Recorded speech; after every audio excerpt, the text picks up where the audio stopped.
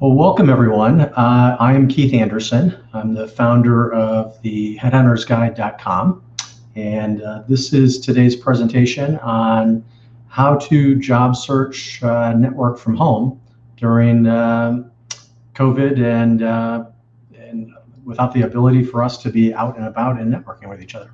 So I want to thank everyone for joining me this morning.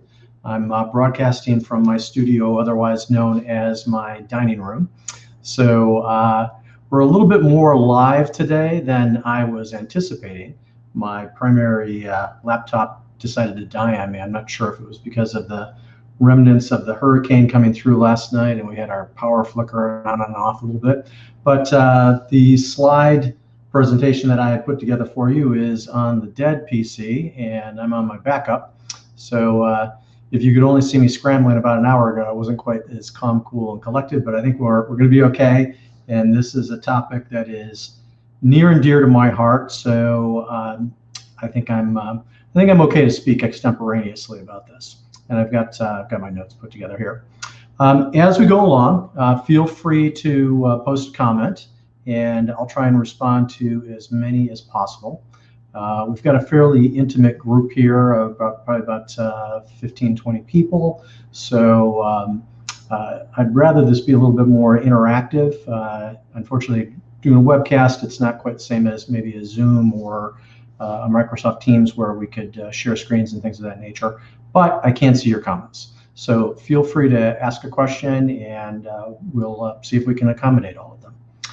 So, everyone talks about the importance of networking, and obviously with all of the trials and tribulations that have been going on with the economy and the lockdowns and just the work from home world that we find ourselves in, there's just not as many opportunities for us to participate in professional association meetings, networking events, even just the happy hour or day-to-day serendipity that comes along with, being, commuting to work, being in your office building, being in your office, interacting with your colleagues.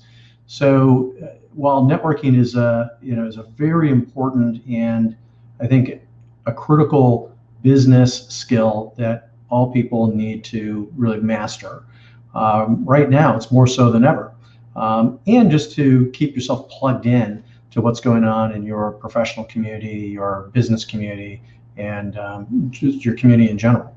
Networking isn't just for business. You can do it along, your community lines, your whatever interests that you have, whether they be, again, professional, personal, whatever the case. These concepts that I'm talking about don't just apply to a job search. They're just basic, good networking skills that anyone can master.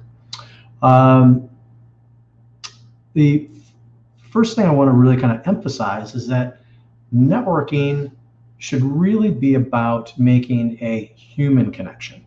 I see people bragging all the time that they have 5,000 connections on LinkedIn or whatever platform they're talking about, or 10,000, but they don't really know maybe more than 20 of them or 50 of them.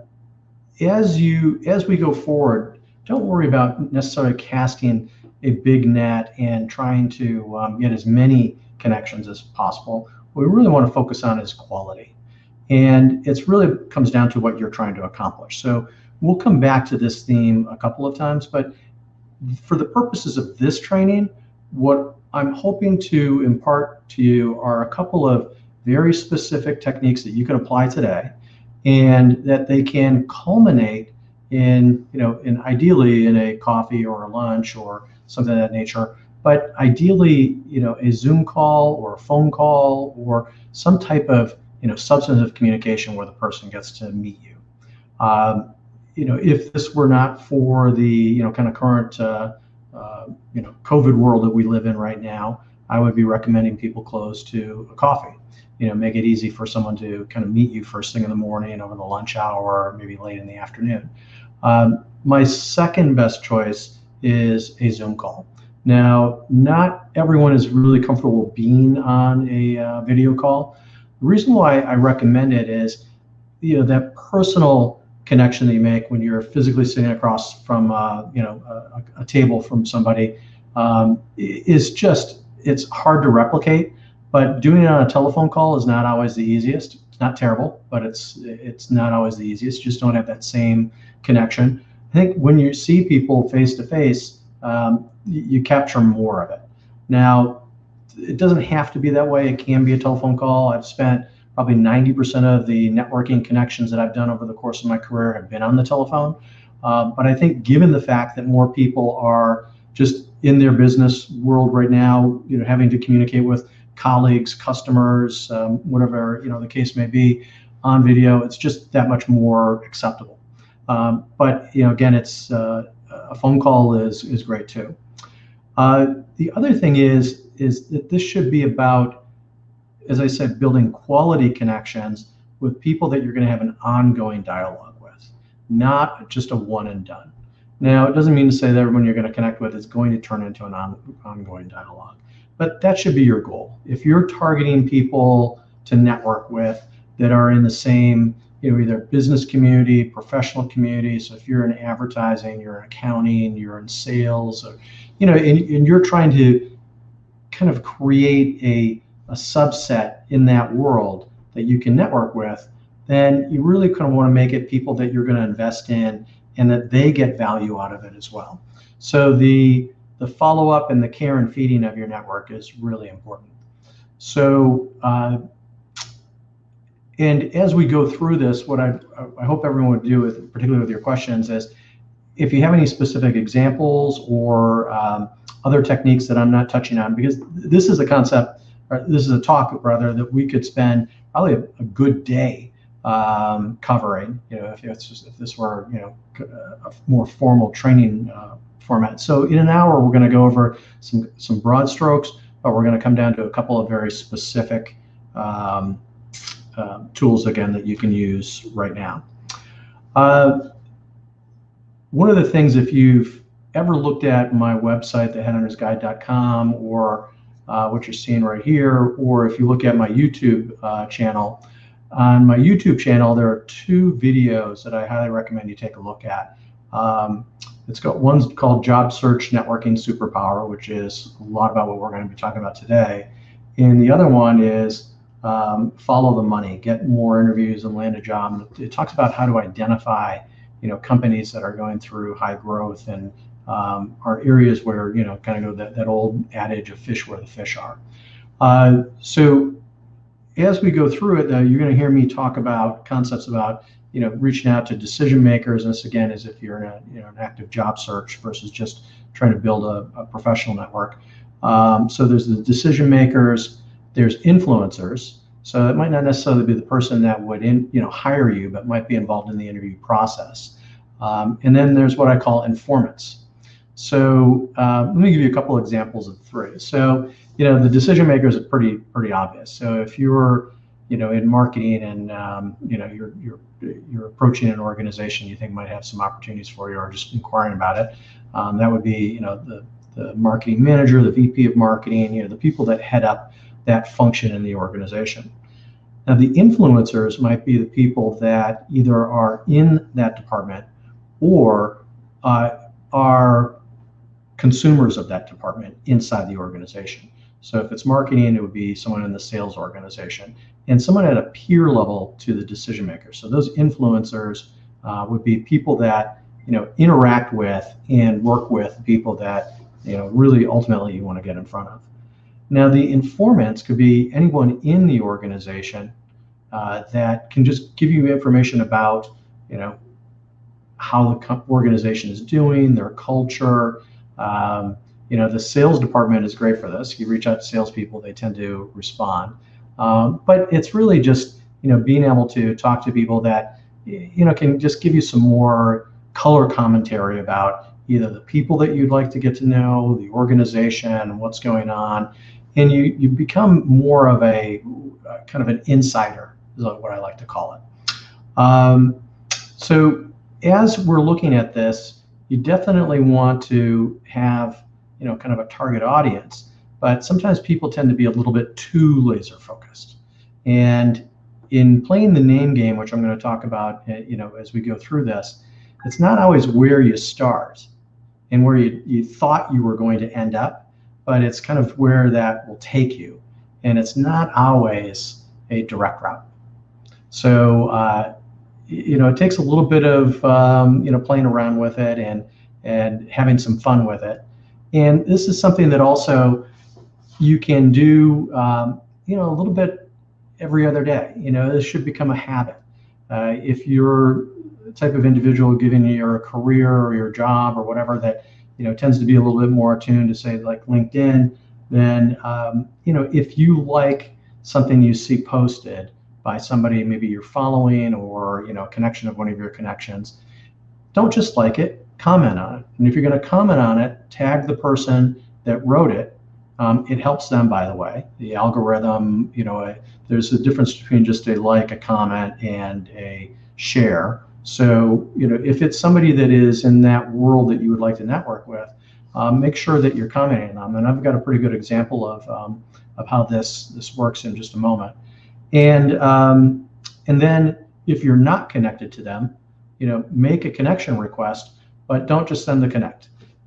If you've just given them a thumbs up on an article or share that they just shared, you've referenced their name in it, and you made a little comment about it, and you're not connected to them, reach out to them, connect. But in that connect box, you want to just reference it. Hey, I really enjoyed your posts, and the one in particular that you put this morning, and would like to add you to my professional network, and hopefully we can speak to each other at some point or another. And then you hit connect. You'd be amazed at how many people that you would think maybe, I have a really good example of this. Last week, I saw an article on LinkedIn that I really enjoyed, and I gave it a thumbs up. I commented on it, I referenced the author in it, and then I sent him an introduction. And so within the author of it, George Anders, is a senior editor, former reporter for Bloomberg and the Wall Street Journal. He has, I think he has like something like 250,000 followers on LinkedIn, which 250,000 is just off the Richter scale. And so I was not expecting a response. I got a response that same day, I think within about an hour or so. And then that was Thursday last week, I believe. And then on Monday, I was on a telephone call with him. And so we really got to know each other.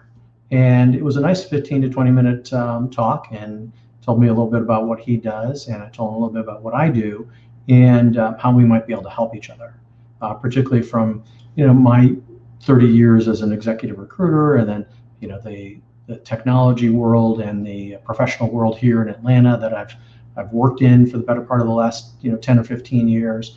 And he thought that was great because he has a tendency to have a lot of the comments that he gets come from the coast, whether he's in the Bay Area or New York or the Massachusetts or Northern Virginia technology clusters.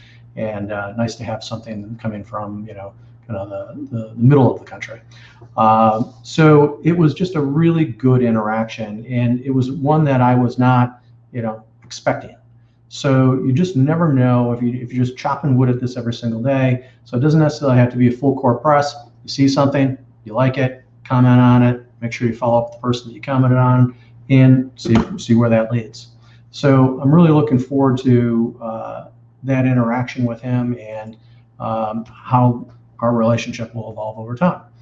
Now, you'll hear often that, or I'm going to give you a kind of a personal experience here. I have many people reach out to me and they'll say, hey, I saw you're connected with somebody at XYZ company. They have a job and I'm looking, I'd like to apply to it. Do you know that person? Now, going back to what I said about, having a lot of connections, I have a lot of connections on LinkedIn. Many of them I don't know. We just never had that personal connection. That's not a bad way to approach trying to find somebody in an organization. But, going to someone and asking them who they know is a low productivity result question. And what I mean by that is you want to make it easy for someone to help you. So if you are looking to, approach a company because you see they have an opening or there's someone there that you'd like to get to know, that's great. We are going to talk about that. But, LinkedIn talks about it. If you reference somebody's name that you both know in common to a stranger that you're reaching out to on LinkedIn, the probability of them responding to you goes up by 70%. So I have a really good example of two people that are on this call that are on this webinar right now, are watching it, that one of them introduced themselves to me, I guess it was a couple of weeks ago. It was Jim Platt, and he referenced Kathleen Lesnaugh, who I grew up with and I've probably known since kindergarten. Haven't spoken to in a long time, but we've known each other for a very long time. And so it immediately engendered in me, an emotional response, like, oh yeah, hey, I know, Kathleen. And so I immediately accepted and I immediately engaged with him. And then he has responded to a couple of my postings, and we've had some interaction going back and forth. So that's what I would recommend as a really good example of, one, referencing, somebody else that we know. Two, then keeping it going. There's a fine line between being a stalker and being a good networker. It hasn't been too much. It's like every other week or so I felt, kind of him reaching out and touching me. So good job, Jim. The only thing he hasn't done is ask me for my time, which I'm happy to give. So close to something that you want. And ideally, it's that human connection. So that's what I would go back to. And this goes back to the point I was getting at originally was make it easy for someone to help you. So if I'm going to approach someone for, a referral or just playing that networking game, I'm going to do a little homework before I approach them. And I'm not just going to look at, who do I know that knows someone at this company, but I'm going to start with my very best connections. I'm going to start with my very closest relationships. And I'm going to look at who are they connected to that I'd like to know. So you look at who they're working with right now, who they've worked with most recently that's no longer in their organization. So those people have left to go to other companies, or the people that they worked with previously at previous employers. And it takes a little bit of digging. And unfortunately, I don't have my slides up this morning. This is a little bit more live than I anticipated because I don't know whether it was the hurricane coming through last night or what, but my primary computer died on me, so I don't have the benefit of my slideshow. But we're going to go and take a look at some LinkedIn pages in a moment. But the point being is that when I approach someone and I say, hey, Brian, this is Keith. I saw that you worked with Kathleen or Kevin or Mike when you were at XYZ Corporation. I'm going to be reaching out to that person and want to know if you were okay with me referencing that we know each other. It does a couple of things. One, it makes it really easy for them to give me that name, give me that contact information. Two, I'm not asking them to do anything other than just kind of confirm or deny. And three, when I follow up with, and I'll ask them probably some questions about, kind of what was your experience in working with them, what are they like, is there anything I should know? And if I get any of that color commentary, I can include it in my introduction. So it just makes it easy for someone to help you. And, if I'm then going to reach out to that person, the next thing I want to do is take a look at, where are they working now? Who are they working with? Who have they worked with in the past or currently are in the past that I would like to know? What's going on in their organization? Looking at the news tab of that company, looking at, are there any, events coming up or any new product releases? How are they doing? Are they growing? Are they shrinking? Whatever the case may be. So look for that information that you can use to introduce yourself so that it's not just, hey, we know these people in common, I want you to introduce myself, but particularly if you're networking inside of your professional community and you see another organization whose product or services you really like, you see another organization that's just doing really compelling work in your space, you want to be able to reference it. And you want to be able to talk about, hey, I just read the press release. I saw the new product you guys have released. I listened to the webinar or the demo that you guys did and wanted to introduce myself. It really engages them about themselves. And you reference that, we know someone in common. it makes it more personal, and people love to talk about themselves, their organization, their products, their services, what's going on in their professional community. And if you're doing this in a kind of defined target audience, you'll start to build more knowledge about what's going on in that community that you can share as you're networking. And so your call becomes that much more anticipated. You have deeper conversations. You're able to give as well as to ask for things. And the next time you follow up, they're going to remember it as, hey, Keith was really knowledgeable about, this company, and this company, or these products or these services, or what he's doing, similar to what I'm doing, in this space. And it just makes them want to engage you more. They'll accept a phone call appointment or a Zoom appointment or whatever the case may be that much quicker. So, I always kind of approach them first with, engaging them about themselves, not just what you are looking for. You got to give to get in networking. Now, sometimes you don't have anything to give, and it doesn't mean to say you've got to spend all this time and energy in researching. I always talk about that, time is of the essence, and you don't want to get bogged down in trying to be, so smart that you've got all these data points and things of this nature. It just takes one or two. It just takes a couple of things to have some commonality in the conversation to really make it engaging. And you never know what it's going to be.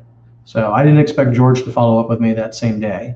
And then I really didn't expect him to, kind of engage me in a telephone call, 2 business days later. So, and I didn't do any research beyond just saying, hey, liked your post, really enjoyed the article and would love to connect with you. So as I said, it's sometimes just serendipity, and it's just staying out there. It's just staying connected. Now, the people that are really good at this, and now I'm a professional headhunter, so I do this for a living. I know this can sound, really kind of glib and easy. It's, but it's also just one of those things that you just need to kind of chop wood. As I said, do a little bit of it every single day, or just create the habit where maybe not every single day, but depending on if you're in a very active job search, you should be doing this every single day. It should be kind of a key piece of your job search technique.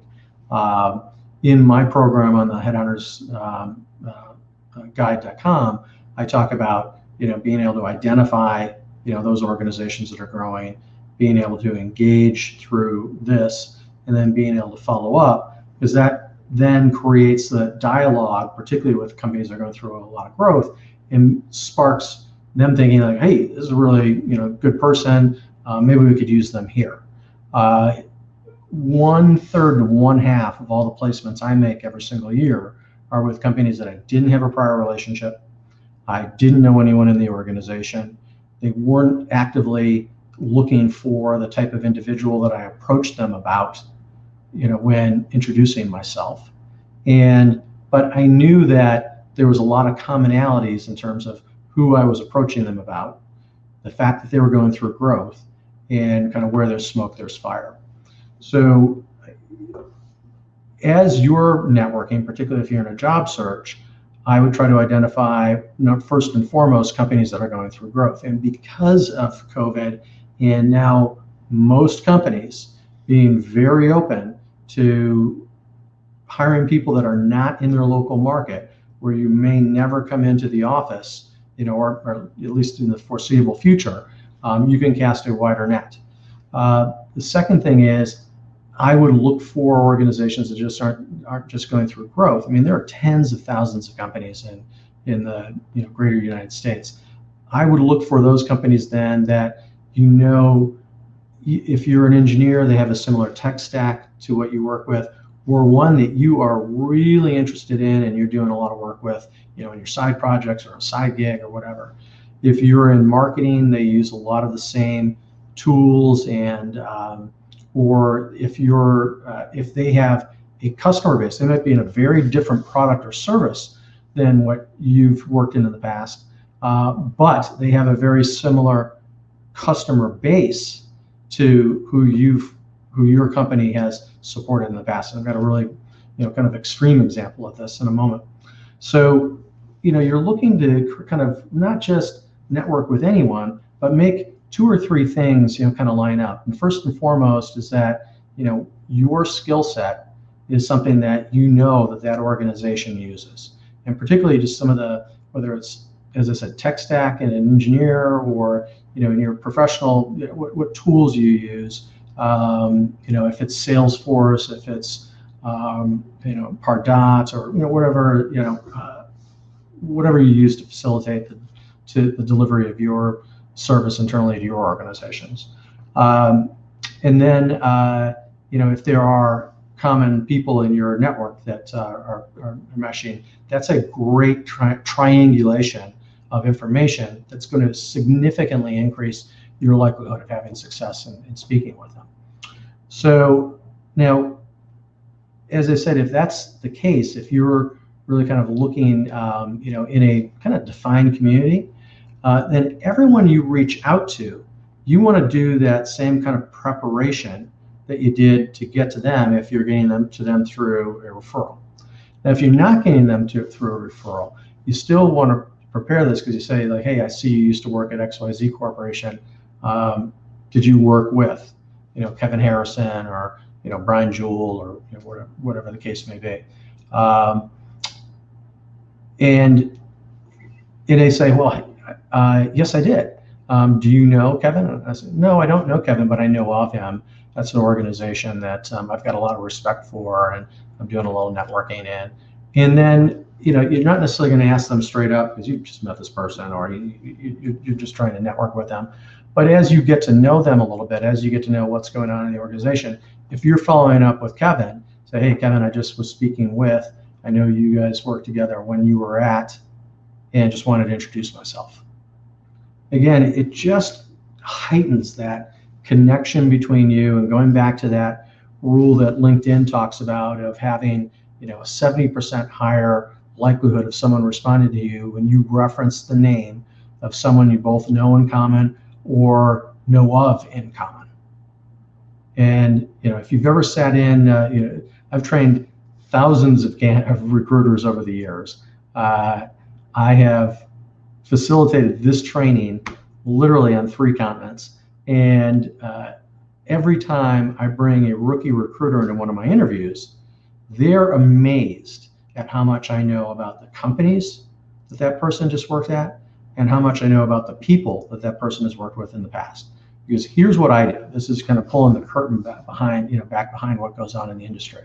Not every recruiter does this.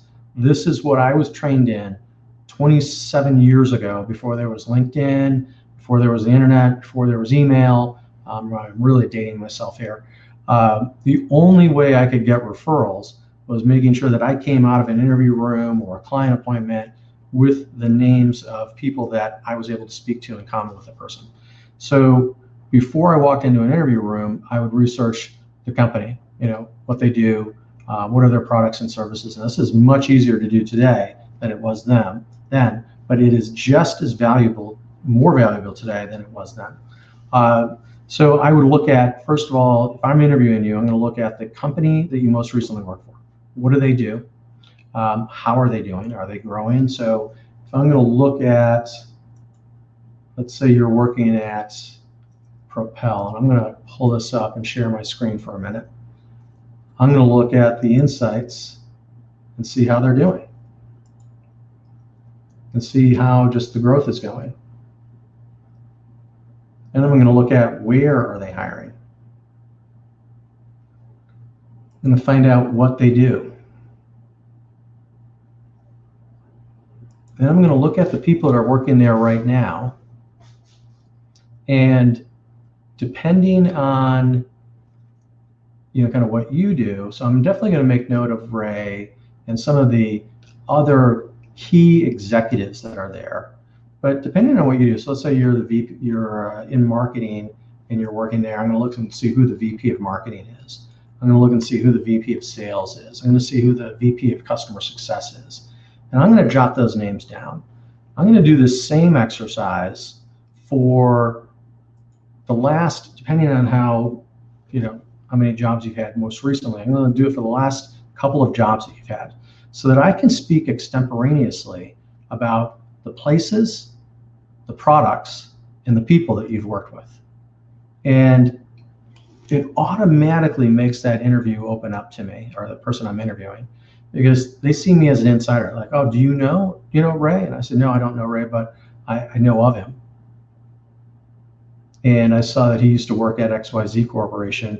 Now, if the person I'm interviewing and Ray worked at that company before, I say, obviously, is that how you two came to be working together at Propel, or was it just kind of serendipity?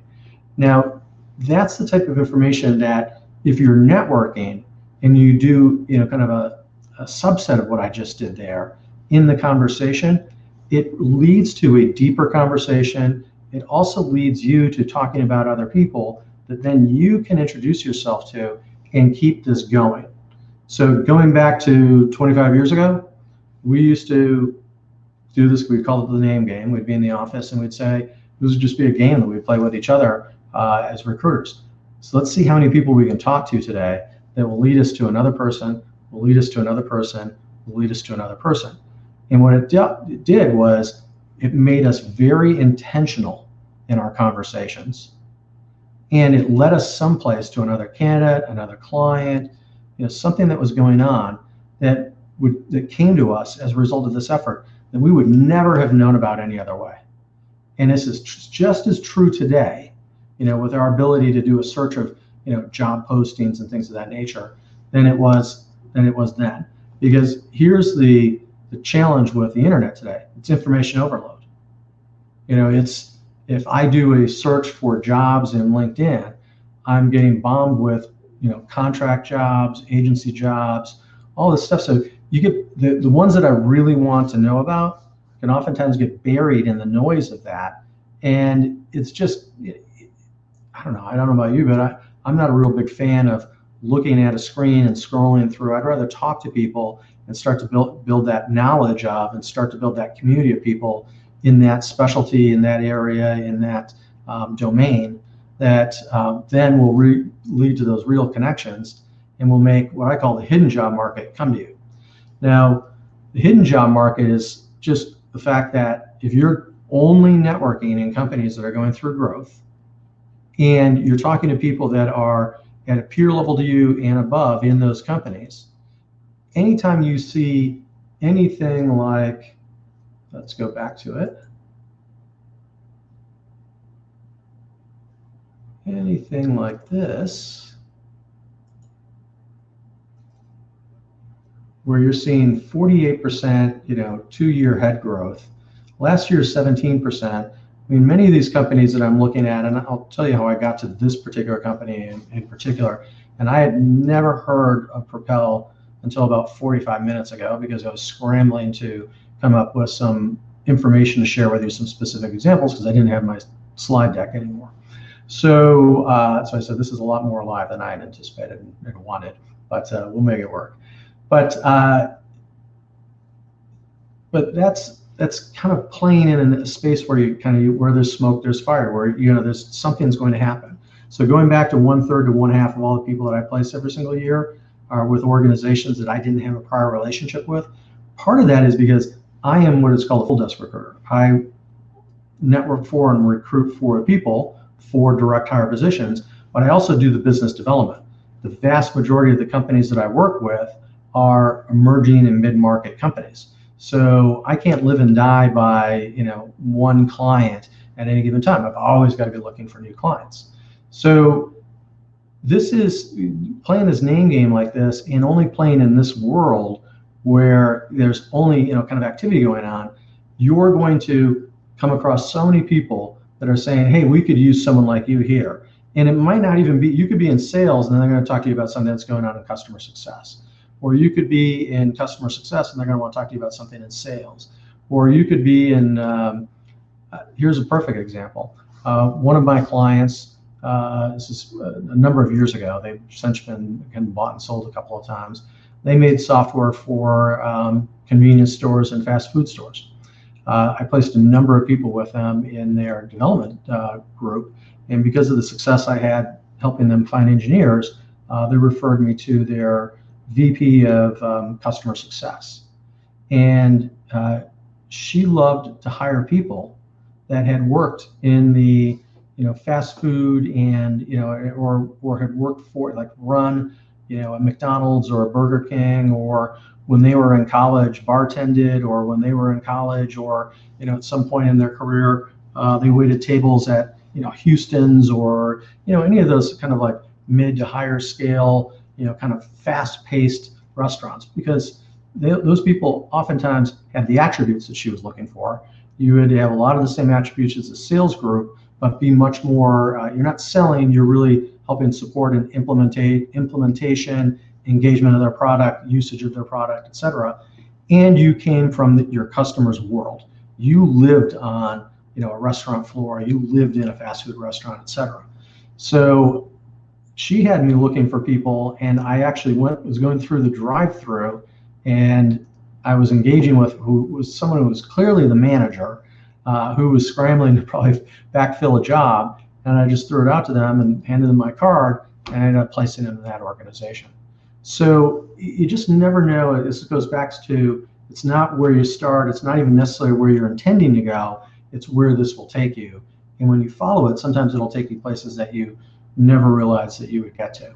So playing this name game and having everyone that comes up in it lead you to the next organization, and them all being 1 degree of separation away from the people that you're talking to is going to make that world come like this. I mean, if I just spoke to software quality assurance professionals all day long in Atlanta for a week, I would pick up 2 new clients, because I'm doing this. 2, I'm prepared to have those conversations to find out about the companies, the people, the places that they've worked, what's going on in them. It would make all that information come to me. And then literally I would have new candidates, new clients, and I'd make a placement. And that's really what I do. I mean, we're networking all day long, and we're brokering kind of who has a need and who has availability. Now, where this really helps you is you're applying what I'm doing, and why this is really important right now is that we've seen 800,000 people plus this week filing for unemployment, continuing claims being at about 12 million. Now, many of those people were in service industries, whether it's those restaurants, dry cleaners, the mom and pop restaurants.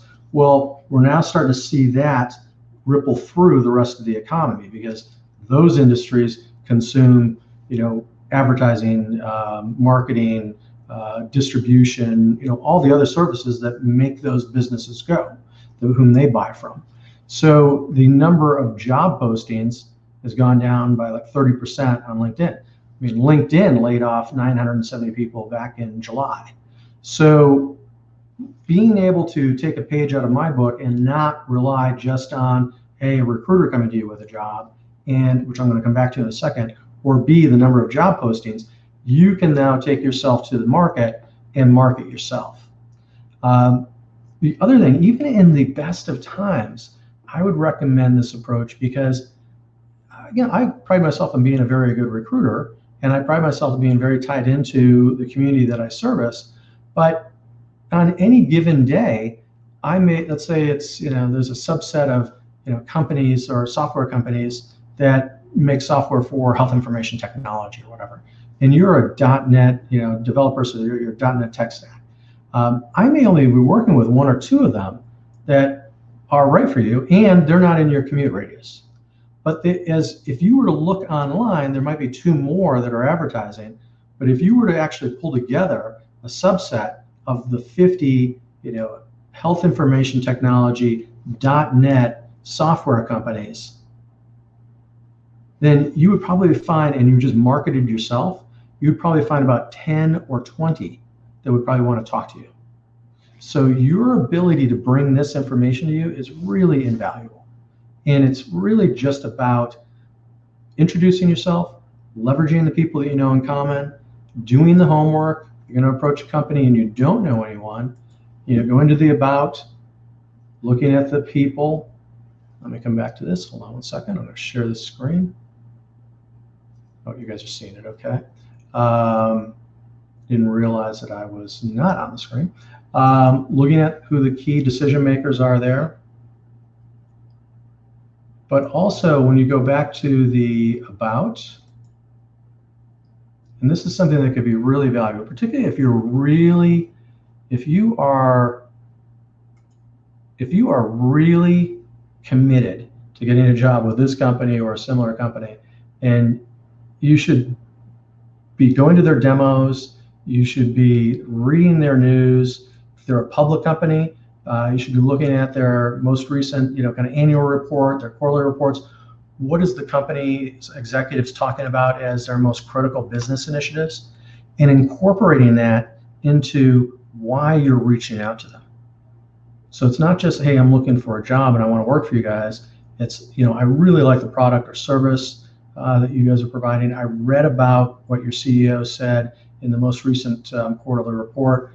But here's a really powerful way to not only get to know people at this company, but to get to know the people that are engaged with this company. So they could be the investors in it, or they could be their partners. Their partners being other companies that they sell through. So, like Salesforce and Pardot. Pardot was an independent company that, that Salesforce bought, and they were here in Atlanta. So when I clicked on this register button, it took me to their keynote, kind of like their Propel Nation that's coming up in October. And so these are all the people that are going to be presenting at it. What a great way, if you're already starting to engage with people at that company, what a great way to expand your universe of contacts by reaching out to these individuals. And what a great group of individuals to network with that are connected to the company. So Chief Investment Officer and Portfolio Manager, Todd, is with a major venture capital firm. Guess what? He's engaged with, he's probably on the board of this company and or one of their partners and or in their space. And I know if you approach someone like that with already having talked to a couple of people in that organization that you could reference, you're going to get his attention. You might not necessarily get a sit down with him, but you're going to get his attention. And same thing with, each one of these, here's the VP of Health Care and Life Sciences at Salesforce. So, again, I would sign up for this, watch it. It's all virtual now, so you don't have to get on a plane and go out to San Francisco to participate, and see where that will take you, and see where, playing the name game with that group of individuals will take you next. So the long and short of it is, and I'm going to wrap up, this would be a great time if anyone has any questions to, post them in the comment section, and I'll try and respond to them. But, kind of pick your spots and identify the companies and the people in those organizations that you really want to engage with. B, leverage the people that you already know. And C, try and make every one of those calls by doing the same exercise for the people you're engaging with. Lead to the next call, lead to the next call, lead to the next call. Now, it doesn't always work, but I'd say when you get good at it, 7 out of 10 times it does. Now, think about that. And in baseball, if you get on base 3 out of 10 times, you go to Hall of Fame. So just being intentional, being organized, and chopping wood at it, particularly if you're in a dedicated job search to kind of go after this community all the time, is something that's going to come back to you. It's quite frankly, it's a heck of a lot more fun than just applying to a job and hoping that someone responds, or posting your resume on a job board and hoping a recruiter calls you. When I ask people if they're in an active job search and they say yes, and they're not doing this, to me, they're not in an active job search. They're in a passive job search because they're waiting for something else to happen. And, Jeff Perkins at Park Mobile recently, he's the chief marketing officer, posted a posting on LinkedIn about a month ago. He had a job. He said 120 people applied for it. and only one reached out to him on LinkedIn to say, hey, I'm really interested in the opportunity, and I saw you posted it. I want to introduce myself. One. And in the post, he said that's the first person he called. So it's just going that little extra mile and reaching out and not being, kind of afraid to take the first step. Now, just to wrap up, we're at about 45 minutes now. I know I budgeted an hour, but I don't want to overkill this. Identifying these companies, I'm on my YouTube page, again, going back to, follow the money, get more interviews and land a job. Take a look at that video, but what it will show you is that there's, thousands of private equity and I think 800 or 900 venture capital firms in the United States. How I got to Propel was I took a look at Andreessen Horowitz's website.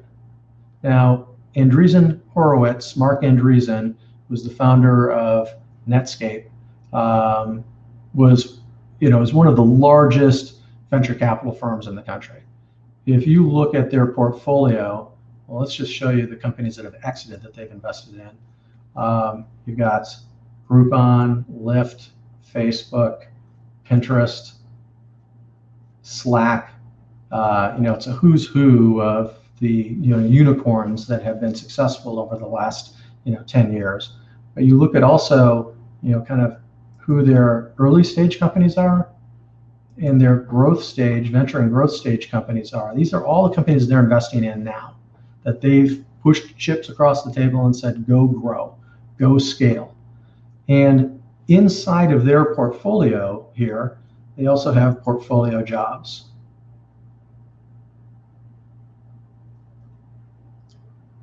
And what I looked at was just who are they advertising for? Samsara is one that, based in San Francisco, but they opened an office here in Atlanta a couple of years ago, and I know has been growing very well. But I purposely went and looked for non-engineering jobs, and Propel came up. And so that's how I got to them. Never, ever heard of this company before in my life. And that's how I found these people. That's how I found this. And if I were to, approach them today, my first thing I would look for is who's there now that I may know of somebody that works there, and or what can I learn about them that will make my introduction warm. So if I don't have a common connection, if I can't play the name game to start things, I'm going to look for one, understanding their business. What do they do? What are their products? What are their services? Who do they sell to? Who are the key employees? What press releases or demos that I can, most software companies now, most companies in general, have automated demos that you can download and watch at any given time. And you look at that information, just doing that little bit and introducing yourself out, you're going to get their attention. Because you're going to sound like an insider. You're going to sound like somebody that's really intentional and mature and approaching them with information about themselves. And it goes back to people love to talk about themselves and their companies and their products and their services. And you're ready to talk to them about who they work with, who they've worked with in the past, and see where that will take you. So over the course of my career, I've placed accounting and finance professionals, information technology more recently, legal, even physician, marketing, just about every professional audience out there. And the game was exactly the same. The methodology was just pointed at a different professional audience. And so have fun with it. I'd love to hear your comments, and please be sure to check out my website, check out my YouTube channel. If you subscribe to my weekly newsletter, and I'll be putting out a very steady diet of kind of downloadable PDFs, videos, and just material that you can use to incorporate in your job search, in your networking, and just keeping your professional, kind of networking going and help you get to where you're going, whether it's an active job search, help you identify that next job and get more interviews and do it in a more timely manner. And lastly, I'm going to be hosting lunch and learns like this every Tuesday and Thursday, starting this coming Tuesday. Actually, no, a week from today, starting Thursday, but it will be on a weekly schedule. And so just follow these as you can, and would love to have you participate in them. And if you're getting any specific wins or successes from what I talked to today, I'd love to hear about them. I mean, I live for this stuff. To me, this is just fun. The hardest thing for me to do today was to actually sit in this chair. So I usually have my headset on, I'm pacing, I'm talking, I'm networking all day long. So tell me what your experience was, or if you're not getting the results that I'm suggesting you should get, follow up with me as well. This isn't easy sometimes when it's pushing you way out of your comfort zone and it's not something you do every single day. I take it for granted now. I remember vividly the first 6 months I was in this business. I was working for an agency in Boston. It was on Summer Street. I lived on Beacon Hill. And when I'd walk to and from work in the morning, I think to myself, how the heck am I ever going to do this? So it's not something that comes naturally to everyone. Now, I was doing it to make a living. That was a totally different ballgame. So you don't have quite that same, pressure on you. And have a little fun with it. And please, please, please reach out to me if you need some help. I'm always happy to talk about this subject. So thank you very much for joining me. My next upcoming full day workshop is coming up on September 22nd. I limit that to about 30 to 50 people per session so that it can be smaller. It's on Zoom. People can come in and out of the conversations. It's a very hands-on 5-module presentation on how to identify, network with, and make those hidden jobs come to you. So thank you again. Look forward to hearing your feedback and hope this was helpful for everyone. Have a great rest of your day. Bye-bye.